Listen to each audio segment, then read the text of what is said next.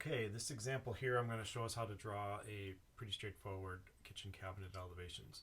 So I hope to hit all the major components of what I'm looking for when we do our kitchen elevations. The first step that we do is we draw our existing floor, our ceiling, and our wall that we're cutting through. The next step we're going to do is draw our cabinets that we're cutting through on that side wall. We will see that the top of the counter is 3 foot 0 inches, and then it's another 1 foot 6 up to the bottom of the wall cabinet, and then the top of the wall cabinet is 7 foot above the finished floor, which would make the cabinet 30 inches tall. Okay, now we're going to start drawing our cabinets so we can superimpose them from our elevation. We can draw the widths of the cabinets, we can draw it down onto our elevation, and then we can also take our counter heights that we have from that cabinet that we just cut through and draw those horizontal lines through the backsplash, the counter heights, and the toe kick.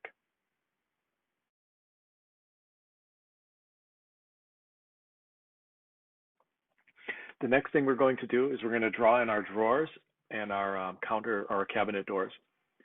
So the top drawer is 5 inches down from the underside of the cabinet.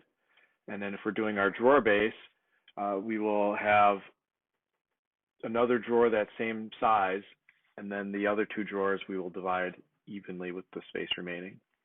And the doors will be equally centered on double doors.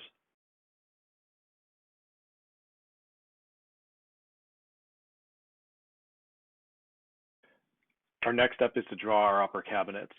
So we're going to be copying those lines down from the plans to determine our widths, and then we're going to draw our horizontal top and bottom lines, similar to how we did the base cabinets.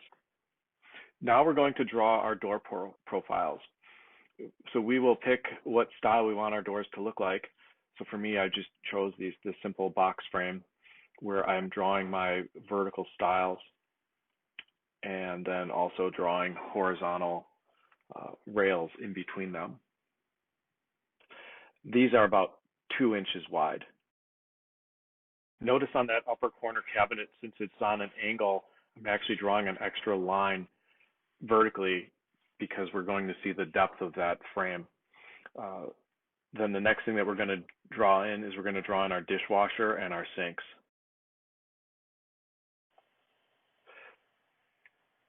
If you notice on the right side, I've had those dimensions before for the heights of the cabinets. So those we would need. We would also need dimensions showing the height of the backsplash and also height of the toe kick. Another thing we need to draw is the door swing of all the cabinets. So that is shown as a diagonal line going from where the hinge is to the side where the door actually opens up. And we would start in the middle and we draw a line up to the one corner, and then we draw a line down to the other corner. The last thing we want to draw is our shelves. So all these cabinets are going to have shelves, and we would want to show which ones do and how many. It might be a single shelf, or it might be 2 shelves or 3 shelves. Typically, you want to have at least 10 inches of space between your shelves. We also want to draw our door hardware. So depending on what that hardware is, that can be a round knob or that can be a bar.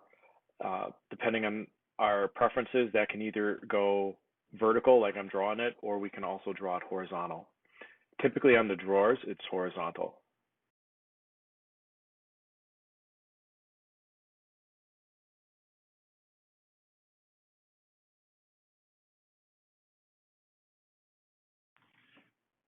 And that is how you draw kitchen elevations.